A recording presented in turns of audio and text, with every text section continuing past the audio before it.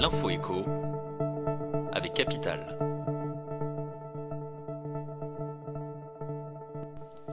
On commence avec l'exclu du jour. Le ministre du Logement Olivier Klein a accordé un entretien à Capital. Il y défend les mesures du gouvernement pour faire face à la crise du logement. Concernant la suppression du dispositif Pinel, il affirme qu'il n'était pas assez efficace. L'argent public est rare, il fallait faire des choix, nous a-t-il dit. Quant au crédit immobilier, Olivier Klein se refuse à toucher au taux d'endettement de 35%. Il n'est pas question de pousser les Français vers le surendettement, explique-t-il.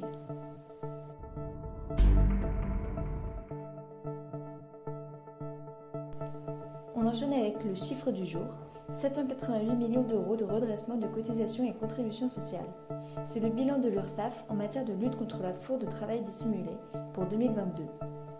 Parmi les secteurs fraudogènes, le BTP porte le bonnet d'âne avec 66,5% des redressements. L'URSSAF espère améliorer ses résultats mitigés grâce à un prochain renfort de personnel.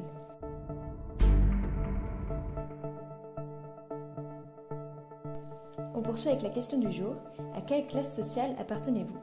Classe moyenne, ménage modeste, riche ? Il est parfois difficile de se situer sur l'échelle sociale. Dans son rapport publié ce jeudi, l'Observatoire des inégalités dresse un portrait des ménages selon leur niveau de revenu. Rendez-vous sur capital.fr pour découvrir dans quelle catégorie vous vous situez.